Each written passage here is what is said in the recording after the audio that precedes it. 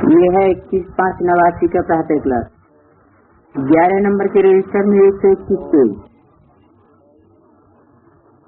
ओम शांति। ये है याद की यात्रा। यात्रा में तो बहुत ही होते हैं, सिर्फ तुम यहाँ नजदीक में हो। यात्रा में होते तो बहुत हैं, यात्रा में जाने वाले, लेकिन तुम्हारी क्या खास बात है? तुम यहाँ बहुत नजदीक में हो। जो जो जहाँ भी हैं, बाप को तो याद करते हैं तो वो ऑटोमेटिकली नजदीक आ जाते हैं। अगर दूर भी हैं, अगर याद करते हैं, दूर हैं तो भी नजदीक आ जाते हैं। जैसे चंद्रमा के आगे कोई सितारे बहुत नजदीक होते हैं, कोई बहुत चमकते हैं, कोई नजदीक कोई दूर भी होते हैं। देखने में आता है ये स्टार बहुत चमकता है, यहाँ से चमक कौन सी है? यहाँ से चमक है रूहानियत की, ज्ञान की, दिव्य गुणों की, ईश्वरीय सेवा की। देखते हैं ये बहुत नजदीक है और यह तो चमकता ही नहीं है। तुम्हारा भी गायन है, तुम हो ज्ञान और योग के सितारे। ज्ञान सूर्य मिला है बच्चों को। बाप बच्चों को ही याद करते हैं। कैसे बच्चे? जो सर्विसेबल बच्चे हैं। जिस सर्विस करने वाले बच्चों को बाप याद नहीं करते हैं। बाप है सर्वशक्तिवान, उस बाप को ही याद करते हैं बच्चे, तो याद से याद मिल जाती है। सर्विसेबल बच्चों की और सर्वशक्तिवान बाप की याद मिल जाती है। जहाँ जहाँ ऐसे ऐसे सर्वसेबल बच्चे हैं तो ज्ञान सूर्य बाप भी उन्हों को याद करते हैं। क्या? भगवान को तो दुनिया याद करती है, लेकिन यहाँ भगवान बाप क्या करते हैं? बच्चों को याद करते हैं। कैसे बच्चों को? सर्वसेबल बच्चों को याद करते हैं। बच्चे भी याद करते हैं। जो बच्चे याद नहीं करते हैं उनको बाप भी याद नहीं करते हैं। क्या बात है?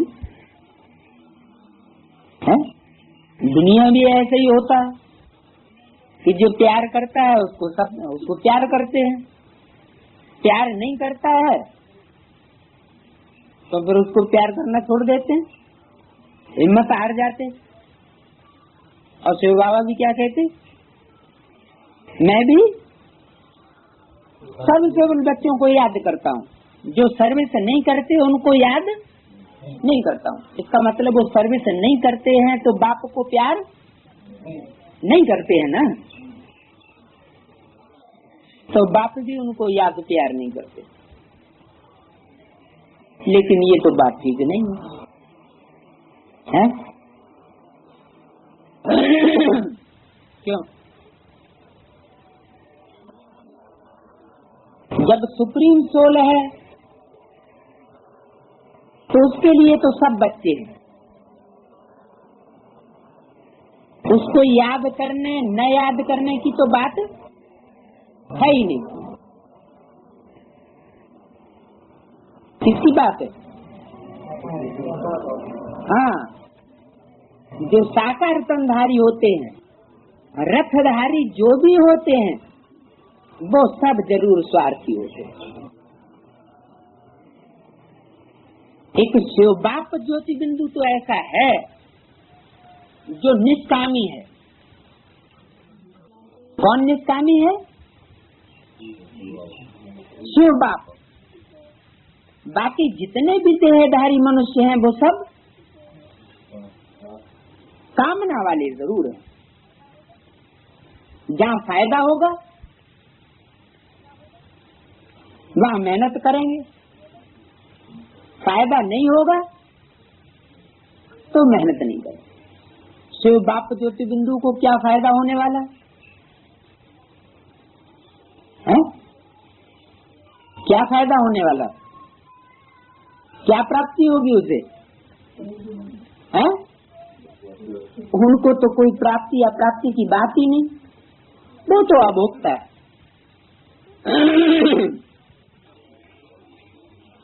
तो किसकी बात हुई? सर्वसेवल बच्चों को कौन याद करता है? जो मनुष्यों का पिता है, प्रजापिता, वो सर्वसेवल बच्चों को याद करता है। क्यों? क्योंकि यहाँ अनेक जन्मों का हिसाब किताब अभी क्लियर हो रहा है। जो जो 84 जन्मों में विशेष सहयोगी बने होंगे वो यहाँ ज्ञान की दृष्टि से शूटिंग पीरियड में जरूर देखने में आ रहे। तो याद क्यों नहीं आवेंगे? आवेंगे या नहीं आवेंगे? याद तो जरूर आवेंगे। तो बाप भी याद करते हैं, बच्चे भी याद करते हैं। कौन सा बाप? ज्ञान सूर्य बाप। सूर्य देवताय नमः, चंद्र देवताय नमः। तो वो देवता है या परमात्मा है? देवता है। सूर्य की और चंद्रमा की मिसाल देते हैं। सूर्य और चंद्रमा रोशनी देने वाले हैं इस मांडवे को, रोशनी देने के मीडिया है।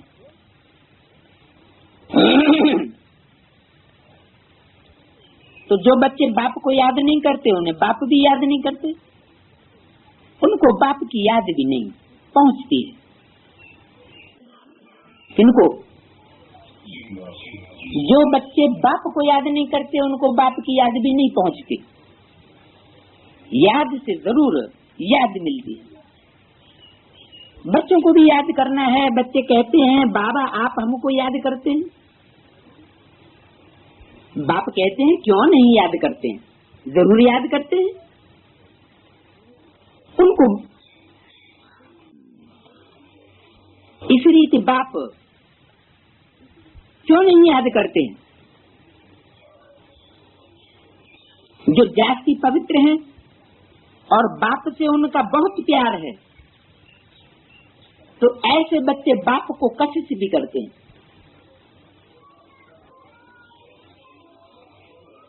क्या?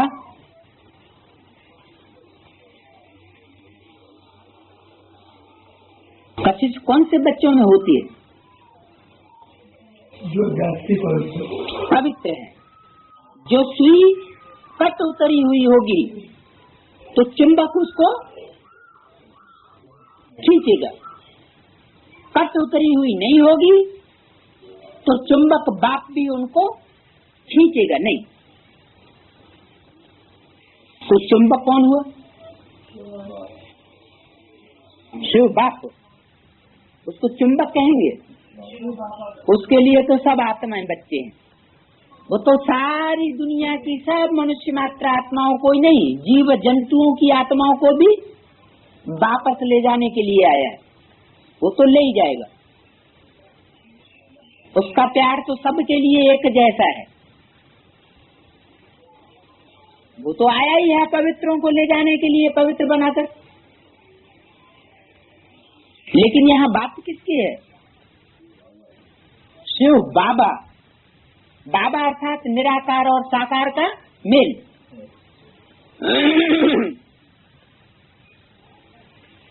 तो कशिश भी ऐसे बच्चे करते हैं जिनका बाप से बहुत प्यार है।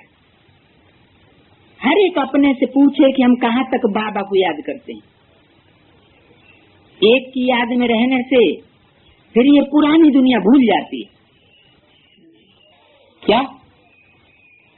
एक की याद में रहने से पुरानी दुनिया भूल जाती है, और इधर कहते हैं कि याद में रहने से माया अपोजिशन करती है। माया माने मायावी दुनिया।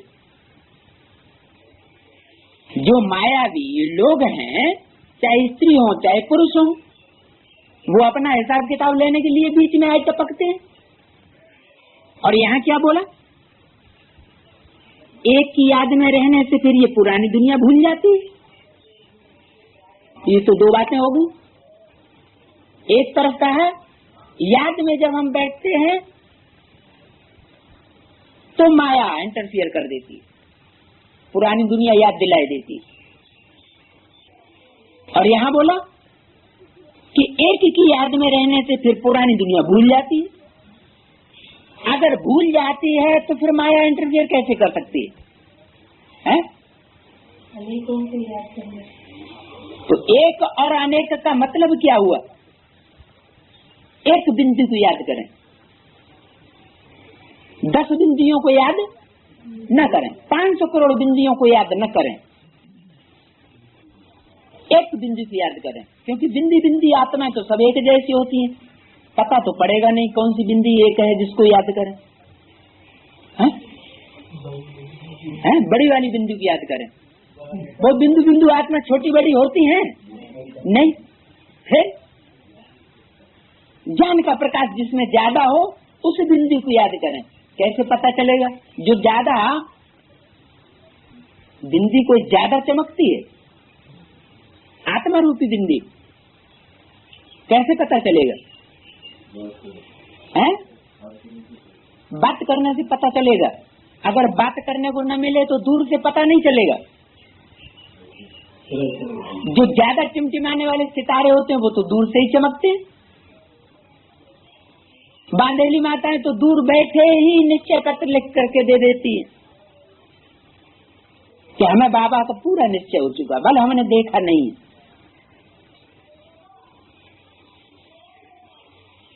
तो आत्मा ज्योति बिंदु तो सब एक ही जैसी है आत्मा, चाहे परमात्मा की बिंदु हो चाहे आत्मा की बिंदु हो। तो एक जैसी देखने में तो एक जैसी साक्षात्कार में दिखाई देंगी, लेकिन अंतर कैसे पता चले? कैसे पता चले वो एक आत्मा सर्वशक्तिवान चुंबक जब ज्ञान सुनाते, ज्ञान की चमक से ही सितारों की रोशनी का पता चलता है। तो एक की याद में रहने से फिर ये पुरानी दुनिया भूल जाती है। ये निशानी बताई, उस एक को जो पहचान कर याद करते हैं उनकी निशानी क्या बताई? उनको पुरानी दुनिया भूल जाती है। तो ब्रह्मा कुमार कुमारी जो ब्राह्मण कहलाते हैं तथाकथित, उनको तो पुरानी दुनिया और पुरानी दुनिया के लोग बड़े बड़े भूल चुके होंगे। हैं? क्यों? कि वो एक को नहीं याद करते हैं क्या? हैं? नहीं याद करते हैं। कौन कहता है एक को नहीं याद करते? वो एक ज्योति बिंदु शिव बापू को याद करते ही हैं। कौन सी बिंदी? परमात्मा, जिसमें ज्यादा चारों तरफ रोशनी हो, लाल लाल लाइट हो, लिंगाकार। हैं? पहचान तो लिया, आत्मा बिंदी परमात्मा बिंदी। साकार माध्यम भी पहचान लिया, ब्रह्मा का तन। वो नहीं है तो क्या कोई 5000 वर्ष थोड़ा ही रहता है? कोई जरूरी है कि 5000 वर्ष बना रहे? अंत तक जो रहता है ब्रह्मा। अरे बाप आते ही है पतितों को पावन बनाने, कोई ज्ञान सुनाने नहीं आते। किस लिए आते हैं? पतितों को पावन बनाने, नरक को स्वर्ग बनाने, तो नरक से स्वर्ग बना नहीं, पतित पावन बने नहीं, तो बाप कोई बीच में थोड़ा ही चला जाएगा। तो इससे साबित होता है कि वो एक कोई ब्रह्मा का तन नहीं है जिसकी याद से ये पुरानी दुनिया भूल जाए। पुरानी दुनिया भूल ही नहीं सकती। कब भूलेगी? अगर टीचर खुद ऐसा होगा तो असर स्टूडेंट पे जरूर पड़ेगा। कैसा? जिसको पुरानी दुनिया भूली हुई हो।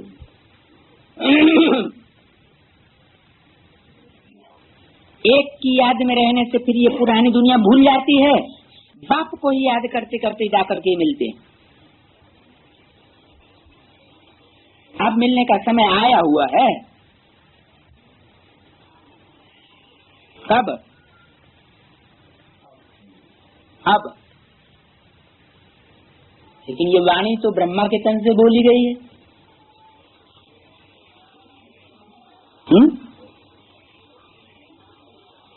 अब मिलने का समय आया हुआ है, यानी मिलने का समय कोई चला नहीं गया। मिलने का समय अब आया हुआ है, अभी मिल सकते हैं। क्या इतना बोल करके शरीर छोड़ दिया जाए तो उस स्वरूप को कह देंगे कि अब मिलने का समय आया हुआ है। एक तरफ कहें कि मिलने का समय आया हुआ है और दूसरी तरफ शरीर छोड़ करके चला जाए,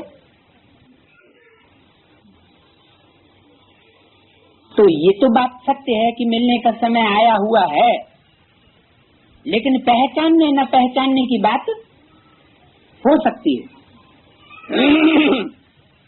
ड्रामा का राज भी बाप ने समझाया है। बाप आते हैं, आकर के बच्चों को अपना रूहानी बच्चा बनाते हैं, जिस्मानी बच्चा नहीं बनाते हैं। जिस्मानी बच्चों में और रूहानी बच्चों में क्या अंतर होता है?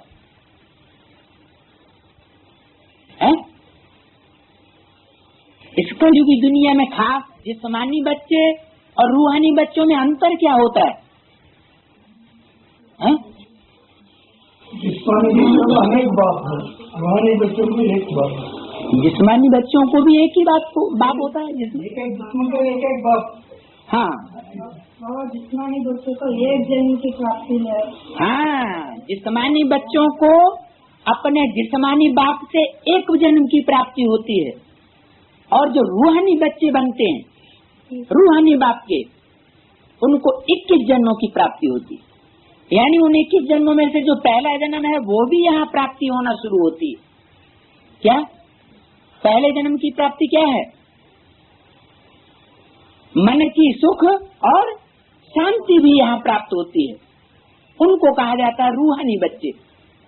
हम बाप के रूहानी बच्चे बने, रूहानी बाप के, और मन की सुख शांति हमको प्राप्त न हो। चलो जिस्म की तो नहीं सही,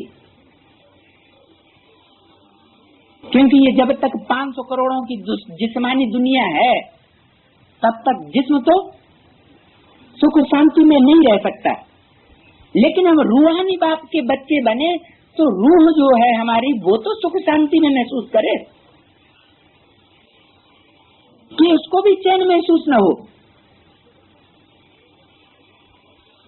तो इसका मतलब है हम रूहानी बच्चे अभी बाप के नहीं बने, जरूर देह अभिमान में रहने वाले हैं।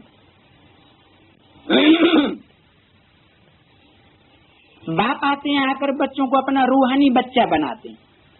पतित से पावन कैसे बनो वो भी सिखाते हैं। रूहानी बच्चा तो बनाया, रूहानी बच्चा बनाया माने रूह तो बनाया। अब रूह बन गए तो पति से पावन हो गए ना। क्यों? जब रूह बन गए तो पति से पावन नहीं हो गए हैं? रूह बन जाए तो पति से पावन ही हो गए। फिर पति से पावन बनाने की क्या बात है? हाँ, अरे यहाँ तो हमें ज्ञान मिला, तो ज्ञान की शक्ति से हमने अपने को समझ लिया मैं ज्योति बिंदु आत्मा हूँ। लेकिन वो ज्योति बिंदु आत्मा की स्मृति कोई 24 घंटे लगातार ठहरती थोड़े ही है क्या? ठहरती है? नहीं ठहरती है। जो पूर्व जन्म के हिसाब किताब लेने वाले देहधारी हैं, वो हमारी बुद्धि के सामने, मन के सामने हिसाब किताब लेने आ जाते हैं और रूहानी बात से हमारा संबंध तोड़ देते हैं। तो पतित से पावन कैसे बनूं? संबंध टूट गया और देहधारियों से मन बुद्धि का योग लग गया, तो इसका मतलब हम पतित हुए, पावन हुए। उस समय जरूर हमको समझना चाहिए कि अब हम पतित हैं, तब तो बुद्धि हमारी बार बार खिंच के जा रही है, तब क्या करें? तो बाबा समझाते हैं कि तुम कैसे बनो पतित से पावन। कैसे बनो?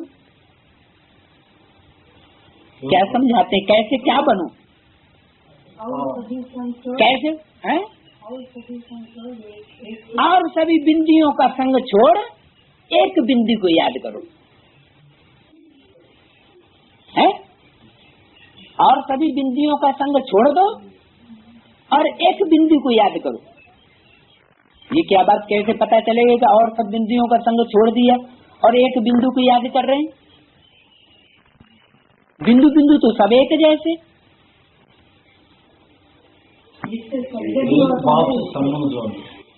एक बाप से संबंध जोड़ना तो ठीक है। वो ब्रह्मा कुमार कुमारी तथा करते थे, क्या वो एक ज्योति बिंदु बाप से, बाप और बच्चे का संबंध नहीं जोड़े हुए?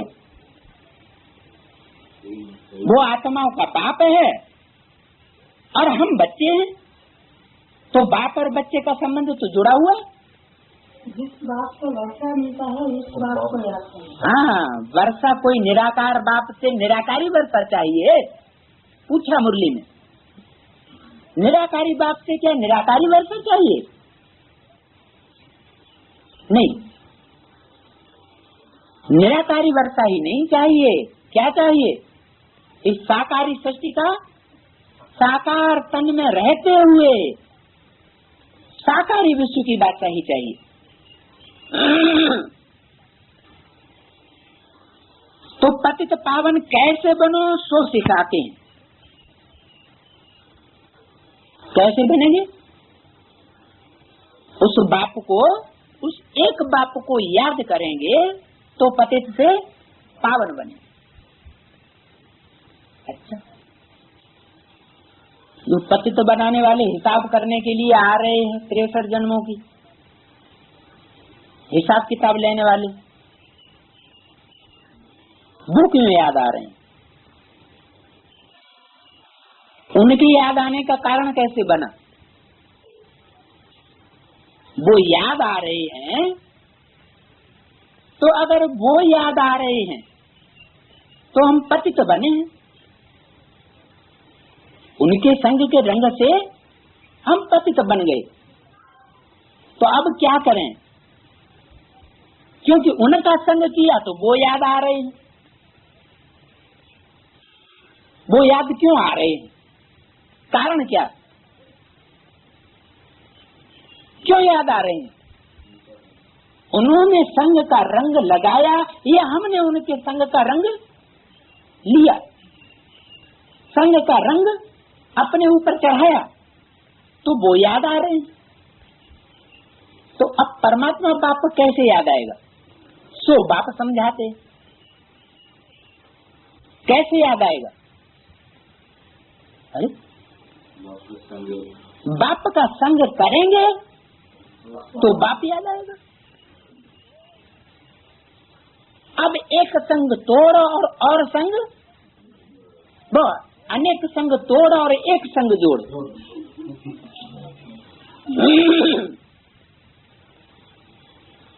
तो अनेक संग तोड़ेंगे, ये तोड़ने का समय चल रहा है, अब जोड़ने का समय नहीं चल रहा है। तो कैसे पतित से पावन बनो तो सिखलाते। बाप तो एक ही है, उनको ही सब याद करते, परंतु याद सबको नंबरवार अपने अपने पुरुषार्थ अनुसार मिलती है। बाप को तो याद करते हैं सब, लेकिन बाप की याद नंबरवार पुरुषार्थ अनुसार बच्चों को मिलती है। सबको एक जैसी याद रिटर्न में बच्चों को याद नहीं मिलती। जितना बहुत याद करेंगे, वो तो जैसे कि सामने खड़े हैं। क्यों ऐसा क्यों है कि कोई तो बहुत याद करते हैं और कोई याद करना चाहते हुए भी याद नहीं कर पाते, बार बार उनकी याद टूट जाती है। ऐसा क्यों है कि कोई बहुत याद करते हैं और कोई को याद आता ही नहीं। पुरुषार्थ करने पर भी, मेहनत करने पर भी, हाथ पांव बांध करके बैठने पर भी याद नहीं आता। इसका कारण क्या है? हाँ, कोई ऐसे हैं जिनको बहुत याद आती है, तो जरूर उन्होंने अनेक जन्मों में उस साकार बाप, जो मनुष्य सृष्टि का बाप है, प्रजापिता, उसका अनेक जन्मों में संग किया है। क्या अनेक जन्मों में संग किया है, तो उनको याद आ रहा। और जिन्होंने उस बाप का साथ छोड़ दिया और दूसरों का संग किया, तो उनको ऑटोमेटिक याद नहीं आएगा। कर्मातीत अवस्था भी ऐसे ही होनी। कैसे?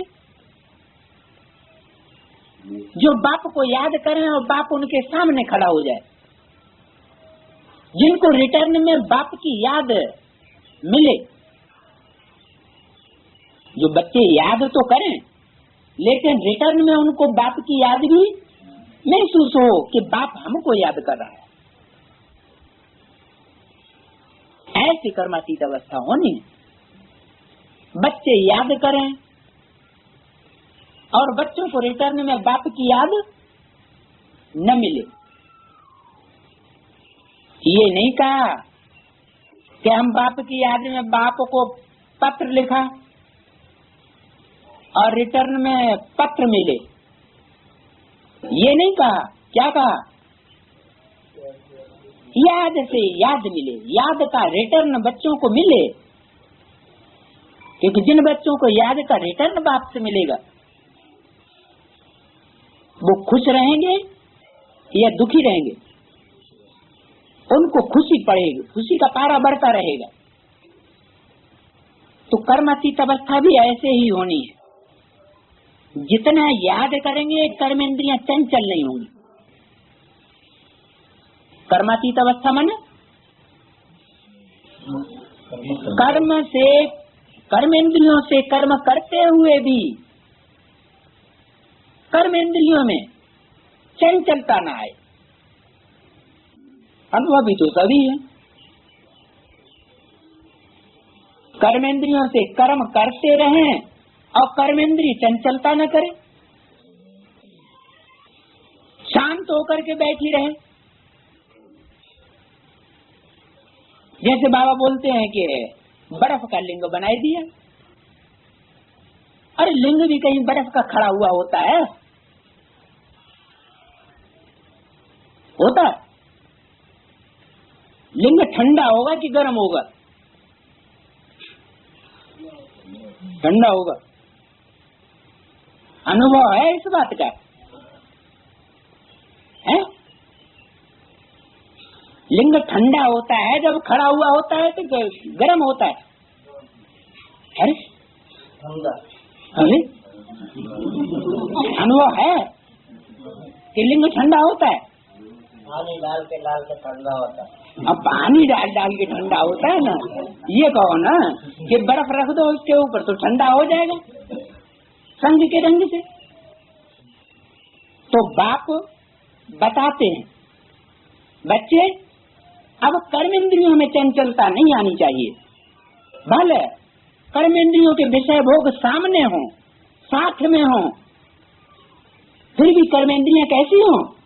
शीतल। शीतल का मतलब ये नहीं है ठंडी हो, मानो निस्तेज हो जाए, उनका तेज ही खत्म हो जाए। नहीं, कर्मेंद्रियां अपनी जगह पर सही हो, नकामी न हो, लेकिन शांत। चंचलता कर्मेंद्रियों की महसूस नहीं होनी चाहिए, उसको कहेंगे कर्मेंद्रिय की विजय, कर्मातीत स्टेज। कर्मेंद्रियां बहुत चंचल होती है ना, कर्म करते तो चंचलता से, और जिनके साथ जो कर्म करेंगे उनको भी परेशानी पैदा होती है।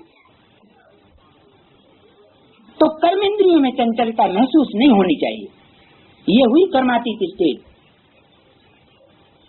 इसको ही माया कहा जाता है। क्या? किसको? कि कर्मेंद्रियां चंचल हो जाएं, खुद को भी निस्तेज करें और दूसरी आत्माओं को भी तकलीफ पैदा करें।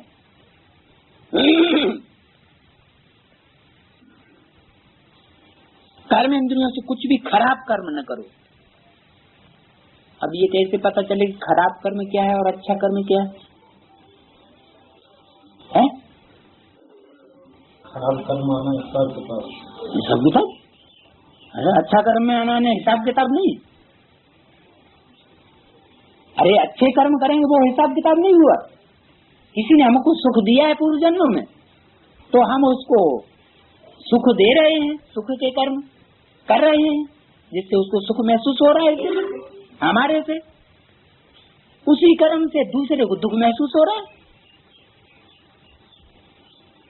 कर्म वही है, उसी कर्म से एक व्यक्ति सुखी हो रहा है, उसी कर्म से दूसरा व्यक्ति दुखी हो रहा है। क्यों? हिसाब किताब है पूर्व जन्म का। वो हिसाब किताब सुख के और दुख के चुकतू हो रहे हैं। अच्छा कर्म तो माया किसको कहा जाता है? कि हम कर्म योगी कर्म करें और इंद्रियां चंचल होने लग पड़े, उसको कहा जाता है माया। आ गई।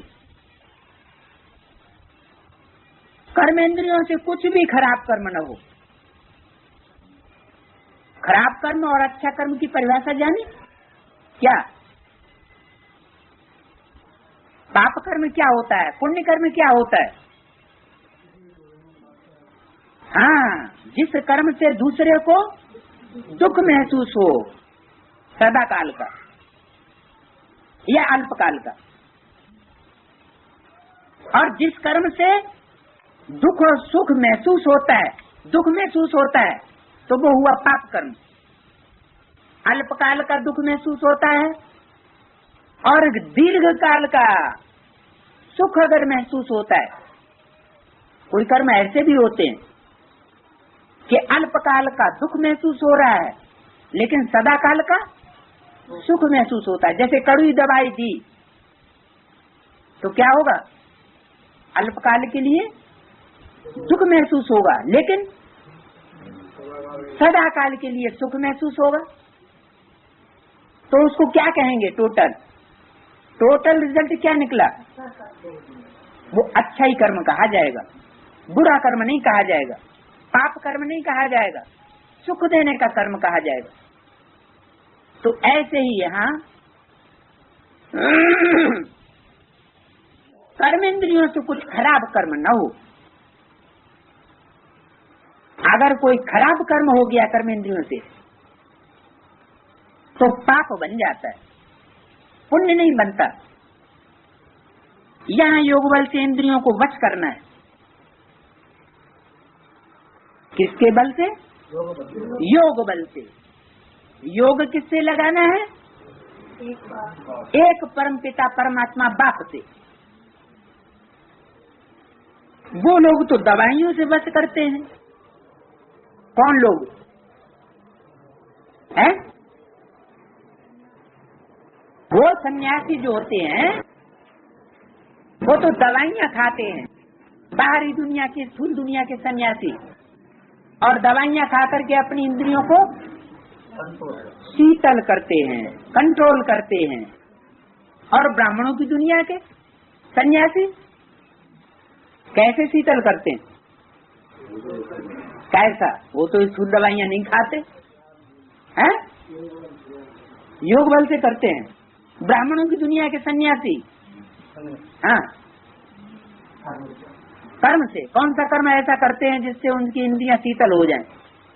उनको इंद्रिय शीतल नहीं है। हाँ नहीं, शीतल नहीं।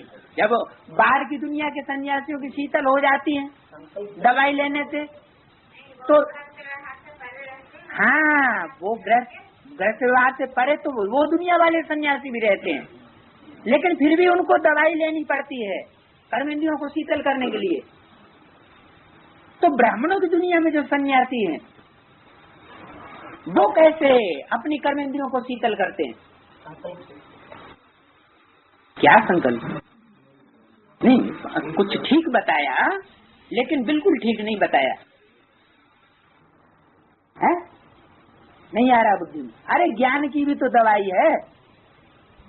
ज्ञान के अच्छे अच्छे पॉइंट्स अगर बुद्धि में चलते रहे तो वो भी दवाई है, लेकिन है अल्पकाल की दवाई। क्या? ज्ञान भी कोई शाश्वत दवाई नहीं है। जब तक वो दवाई लेते रहेंगे तब तक शुद्धि बनी रहेगी, और जहाँ लेना दवाई बंद की फिर चंचलता। तो असली दवाई क्या है?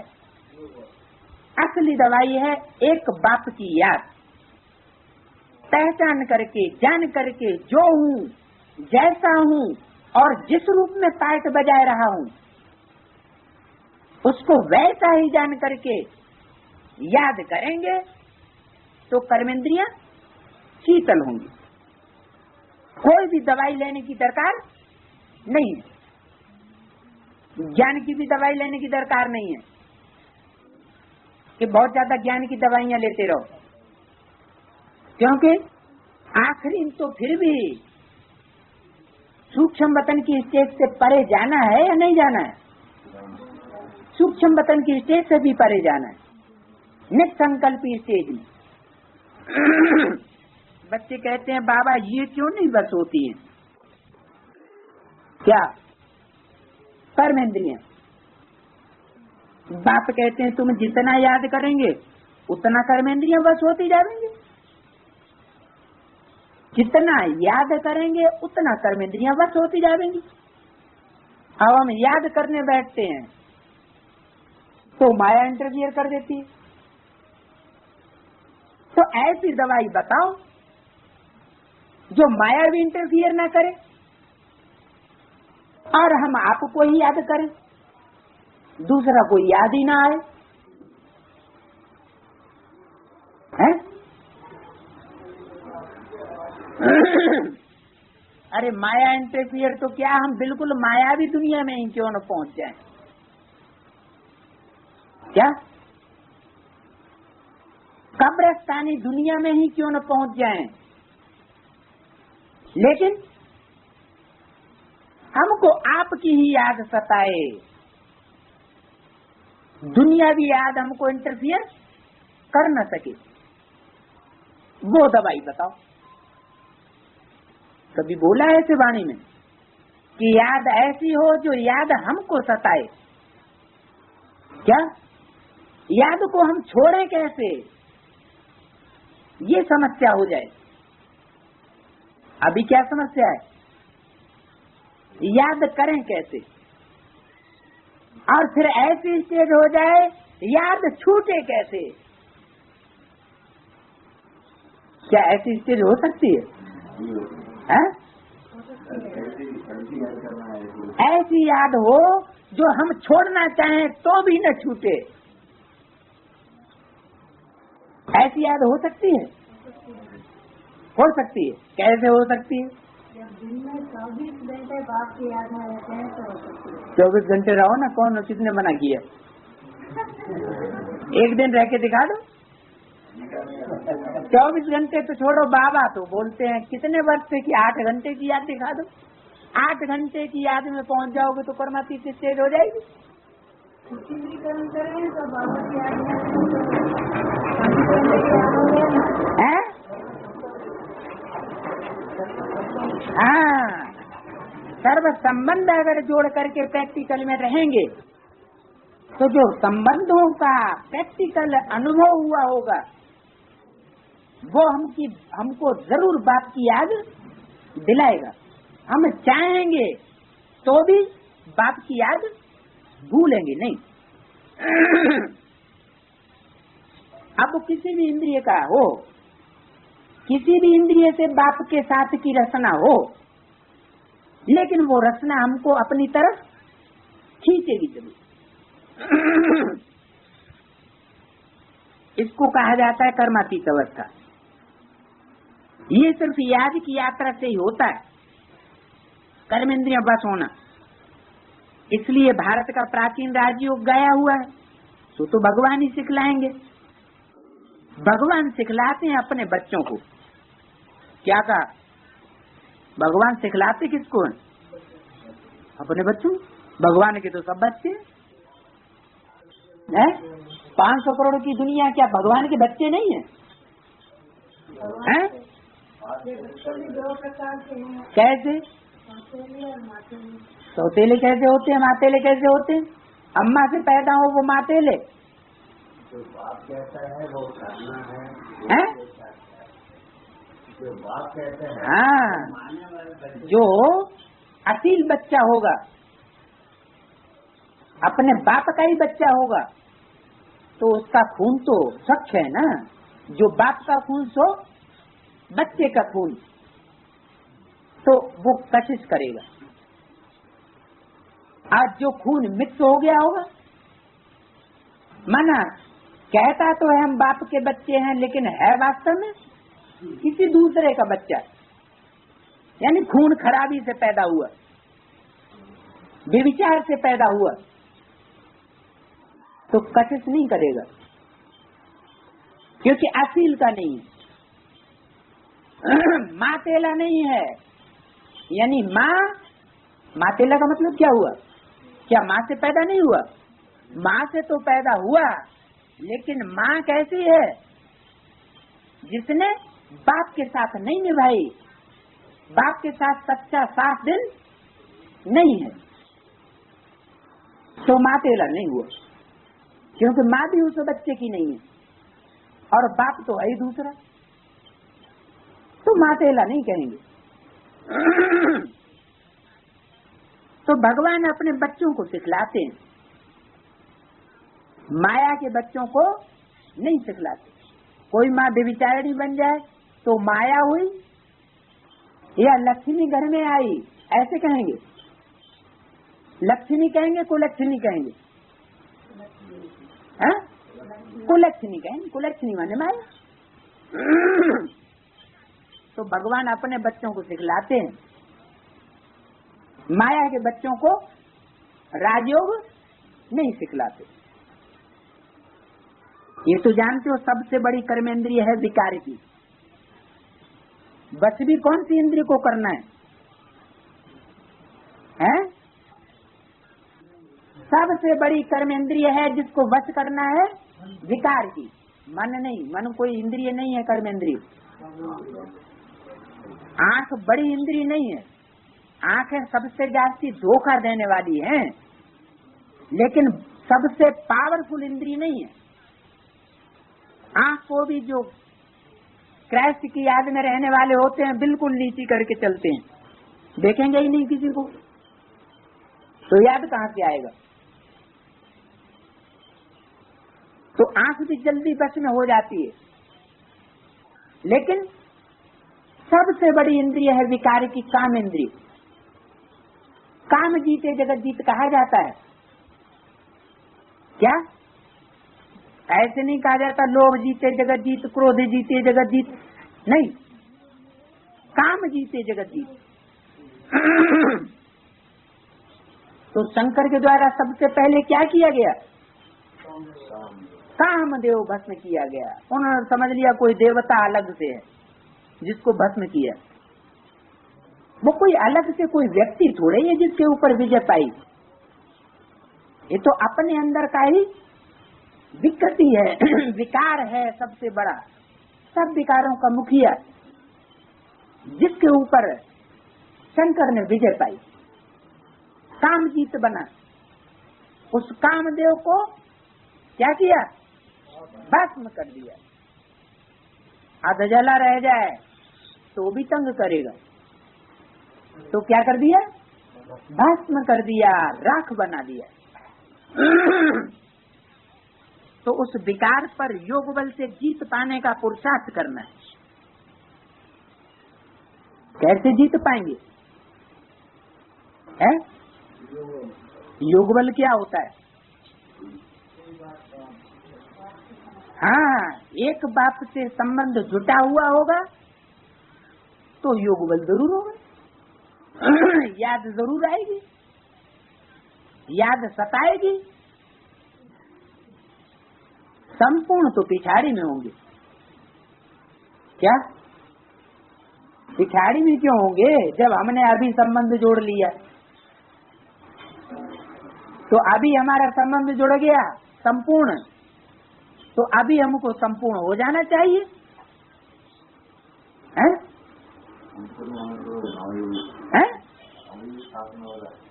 नहीं, जब हमने अभी संपूर्ण संबंध जोड़ लिया, सारा तन अर्पण कर दिया, क्या तन की जो प्योरिटी है वो हमने सारी बाप को दे दी, या घर परिवार की जितनी भी शक्ति है, तन की शक्ति, बाल बच्चे भी तन की शक्ति होते हैं, वो हमने बाप को अर्पण कर दी। धन की सारी शक्ति ईश्वरीय सेवा में लगा दी। संबंध दुनियावी जितने हैं उनकी सारी शक्ति सब संबंधियों को संदेश देकर के परमात्मा बाप का बनाने की कोशिश कर ली, अर्पण कर दिया। दुनिया संबंधों की बात नहीं मानेंगे, हम बाप की बात मानेंगे, तो संबंध भी अर्पण हो गए। समय दुनियावी कार्य में नहीं लगाएंगे, स्वार्थ में नहीं लगाएंगे, एक परमात्मा के कार्य में लगाएंगे, तो समय का भी अर्पण कर दिया। तो जब हमने सब अर्पण कर दिया तो फिर अभी हमारी संपूर्ण अवस्था होनी चाहिए। ऐसी अवस्था अंत तक क्यों चलेगी? जब हमने अभी संपूर्ण अर्पण कर दिया, सब अर्पण कर दिया जो कुछ हमारे पास है, धन से क्या है? मान लो कन्या है, कन्या के पास धन नहीं होता,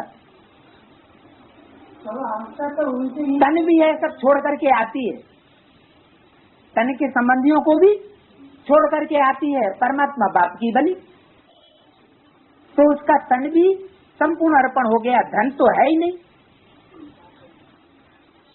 और मन के द्वारा ही खिंच करके आई, तब तो अर्पण हुई। कोई पुष्करणी ब्राह्मण होते हैं, उनकी बात छोड़ दो, जो अपने ज्ञान की बुद्धि से समझ करके आए उनकी बात ले लो, तो समर्पण और संपूर्ण हो गए। सम माने संपूर्ण, अर्पण माने अर्पण, संपूर्ण जब अर्पण हो गया तो संपूर्ण याद आनी, संपूर्ण याद की अवस्था भी बननी चाहिए। कर्मातीत अवस्था क्यों नहीं होती अभी? हाँ, पूर्व जन्मों का जो हिसाब किताब का बैलेंस है वो पलड़ा तो भारी हुआ पड़ा, क्या? और वो पलड़ा भारी है और ये पलड़ा तब तक हल्का है। जो दुनियावी संबंध जोड़े हुए हैं देहधारियों से, वो पलड़ा अभी भी भारी है। तो वो जब तक बैलेंस में ना आ जाए, ज्यादा ना हो जाए, तब तक कर्मातीत अवस्था अभी नहीं बन सकती। तो कहा संपूर्ण तो होंगे पिछाड़ी में, जब परिपक्व अवस्था हो जाएगी। परिपक्व अवस्था कब होगी? जब वो बैलेंस में आ जाएंगे, वो पाप का पलड़ा जो भारी हो गया है अनेकों के संबंध जोड़ते जोड़ते, और यहाँ एक से संबंध जोड़ करके पुण्य का पलड़ा जो भारी होगा या कम से कम बराबर हो तो कहेंगे बैलेंस,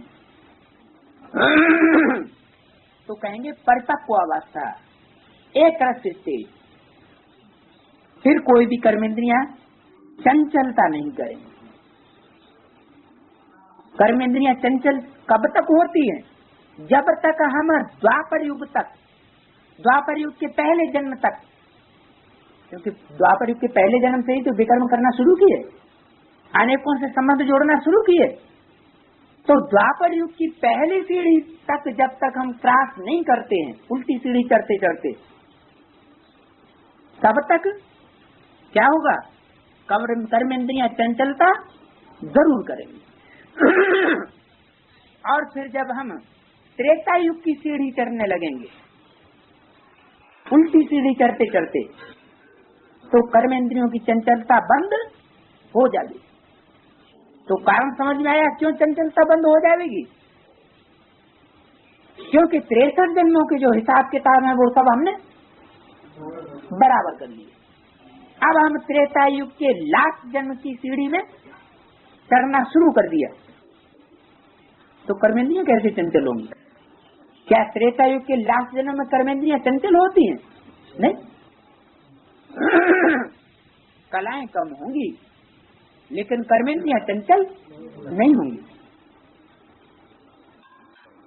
अभी चंचलता बंद होने से फिर 21 जन्म के लिए कोई भी कर्मेंद्रिय धोखा नहीं देगी। अगर ऐसी अभी स्टेज धारण कर ली तो 21 जन्म के लिए कर्मेंद्रियां वश हो जाती हैं। सबसे मुख्य है काम।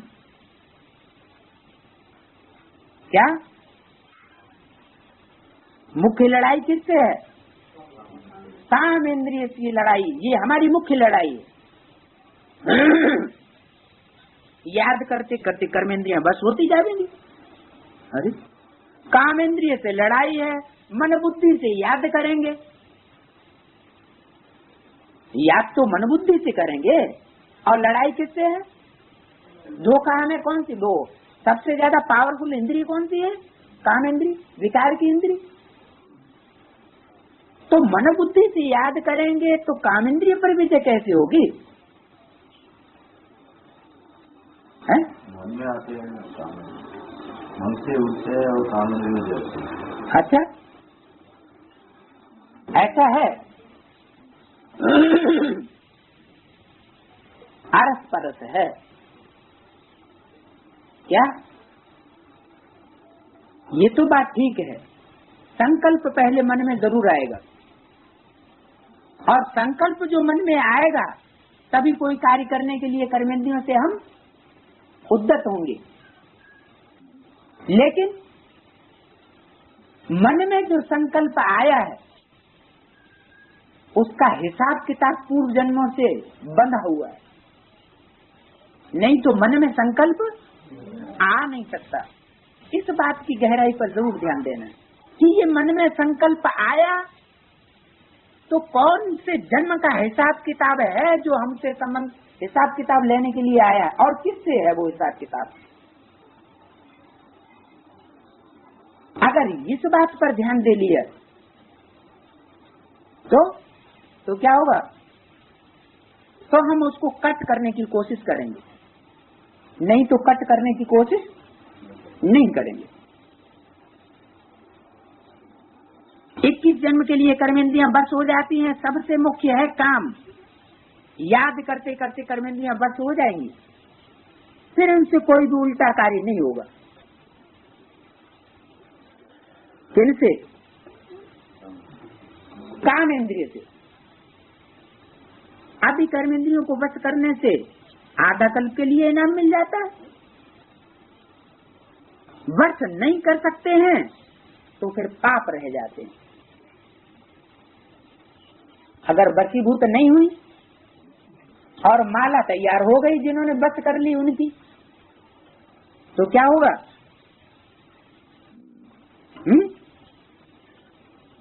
बस नहीं कर सकते हैं तो क्या होगा?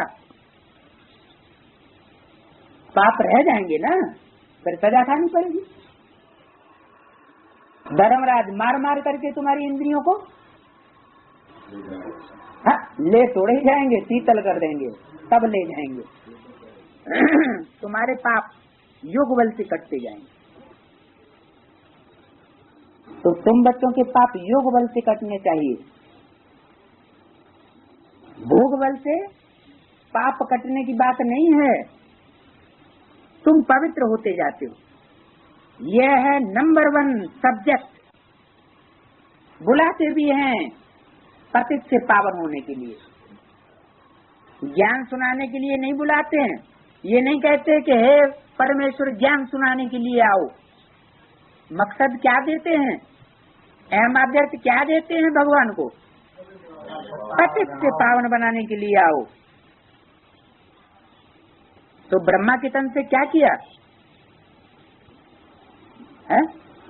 किस लिए आया उस तन में?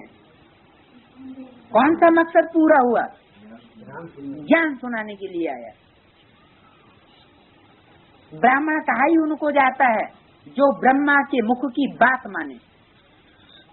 तो ब्रह्मा के मुख से ज्ञान सुनाने के लिए परमात्मा बाप आया। अब उस ज्ञान को कोई माने या न माने, तो बाप ही आकर के पावन बनाते हैं। वही ज्ञान भी सुनाते हैं, लेकिन ऐसा नहीं कि ज्ञान सुना के चले जाते हैं वापस, नहीं, फिर पावन भी बनाते हैं। तो बाप ही नॉलेजफुल है। बाप कहते हैं अपने को आत्मा समझो, बाप को याद करो। ये भी नॉलेज है क्या? बाप को याद करने की भी नॉलेज है। एक है योग की नॉलेज और दूसरी है 84 के चक्र की नॉलेज। क्या कहा? योग ऑटोमेटिक किसका लगेगा? कोई प्रश्न कर दे, तुमको योग की नॉलेज है तो बताओ, ऑटोमेटिक योग किसका लगेगा? एक परमात्मा बाप के साथ। हाँ, 84 जन्मों का संबंध है। अगर काम इंद्रिय का एक के साथ रहा होगा, सिर्फ इतने से ही नहीं याद आएगा। क्या कहा? 84 का चक्र तो नॉलेज तो बुद्धि में आ गई, 84 के चक्र की नॉलेज बुद्धि में आ गई। क्या नॉलेज आ गई?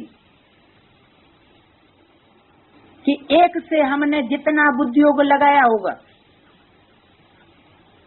क्योंकि भक्ति मार्ग में भी तो परमात्मा को ही याद करते हैं, तो कोई ऐसे भी तो भगत होंगे जो 63 जन्म खूब बाप को याद करते हैं, सबसे जास्ती। तो जो सबसे जास्ती बाप को याद करेंगे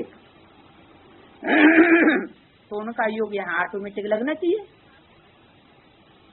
बोला भी ऐसे ही है, तुमने सबसे जास्ती भक्ति की है, तो ज्ञान भी कौन जास्ती उठाएगा? जिसने सबसे जास्ती भक्ति की होगी वो सबसे जास्ती ज्ञान भी उठाएगा। जिसने जितनी अव्यभिचारी भक्ति की होगी उतना ही अव्यभिचारी ज्ञान उठाएगा, और जिसने जितनी जास्ती व्यभिचारी भक्ति की होगी तो आदि से ही, आदि की बात है, फाउंडेशन में, भक्ति के फाउंडेशन में जिसने व्यभिचारी याद की होगी तो व्यभिचारी ज्ञान जरूर उठाएगा। नहीं समझ में आया? जैसे इस्लाम धर्म की आत्माएं हैं, इस्लाम धर्म में कन्वर्ट होने वाली ब्राह्मण आत्माएं, उनकी भक्ति कैसी हो जाएगी? एक शिवलिंग की याद रहेगी? नहीं, उनकी भक्ति जो है इस्लाम धर्म में कन्वर्ट होने के कारण व्यभिचारी हो जाएगी। इस्लाम धर्म वाले भी मूर्ति पूजक थे, लेकिन देवताओं की पूजा करते थे। तो द्वापर के आदि में शिवलिंग की स्थापना सिर्फ भारत में ही होती है, सोमनाथ मंदिर में। तो एक की जो अव्यभिचारी याद है उसका फाउंडेशन उन इस्लामियों के आधार मूर्तों में नहीं पड़ेगा। तो उन्होंने आदि में अव्यभिचारी भक्ति की नहीं, तो उनको ज्ञान भी अव्यभिचारी नहीं मिल सकता। अरे जब एक बाप यहाँ ज्ञान देने के लिए आया हुआ है तो अव्यभिचारी ज्ञान क्यों नहीं मिलेगा? वो एक से ज्ञान ले रहे हैं तो अव्यभिचारी ज्ञान मिलना चाहिए। व्यभिचारी ज्ञान क्यों मिले? याद अनेकों की आ जाती है, लेकिन ज्ञान तो हम एक से लें। कहा है वाणी में, अगर अनेकों से सुना और अनेकों की बातों को धारण भी किया बिना जज किए कि ये परमात्मा बाप की बात है या ये अपनी बात सुनाए रहा है, और सहज ही उसकी बात को धारण कर लिया, तो ज्ञान भी कैसा हो जाएगा? बेविचारी ज्ञान हो जाएगा। इसलिए बोला ब्रह्मा कुमारी भी जो कुछ कहती है उसको जज करना है, को राइट है या रंग है। अगर श्रीमत से मेल खाती है बात तो उसको ग्रहण करना है, श्रीमत से मेल नहीं खाती है तो उसको छोड़ देना। क्योंकि ब्रह्मा कुमारी भी कोई राजा कुमारी बनेगी, कोई प्रजा कुमारी बनेगी, और हमको क्या बनना है? हमको तो राजयोग सीखना है, राजकुमार बनना है। तो हमें किसी मनुष्य की बात पर नहीं चल पड़ना है। तो बाप ही आकर के पावन बनाते हैं, बाप ही नॉलेजफुल है। तो नॉलेज दो प्रकार की बताई, एक है योग की नॉलेज और दूसरी है 84 के चक्र की नॉलेज। दो नॉलेज हैं। फिर उसमें दैवी गुण ऑटोमेटिकली मर्ज हो जाते हैं। क्या कहा? अगर योग की नॉलेज आ गई और 84 के चक्र की नॉलेज आ गई, तो जिसमें दोनों बातों की सही नॉलेज आ गई तो ऑटोमेटिक क्या होगा? दैवी गुण स्वतः ही धारण हो जाएंगे। उसके लिए अलग से पुरुषार्थ करने की दरकार नहीं रहेगी। बच्चे जानते हैं हम मनुष्य से देवता बनते हैं, यानी मनुष्य हैं, अभी कोई देवता नहीं है जो हमारे अंदर दैवी गुण पहले से ही मौजूद हो।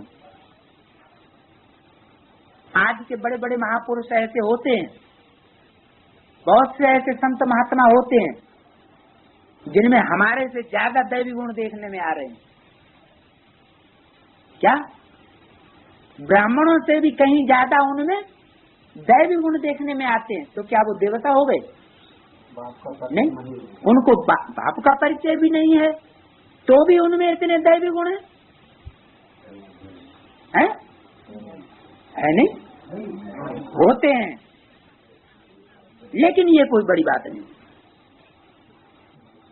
कृष्ण जैसा देवता बनना बड़ी बात नहीं है। बड़ी बात क्या है? हाँ, परमात्मा बाप का डायरेक्ट बच्चा बनना बड़ी बात है।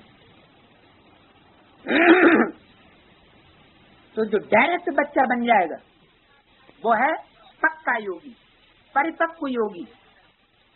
और जो परिपक्व योगी होगा उसके अंदर ऑटोमेटिकली दिव्य गुण आ जाएगा। बच्चे जानते हैं मनुष्य देवता बनते हो तो दैवी गुण भी जरूर धारण करने, अपनी जांच करनी है इस बात की कि हमारे अंदर दैवी गुण आए हैं या नहीं आए। अगर देवताई गुण नहीं आए हैं, सबसे बड़ा देवताई गुण कौन सा है?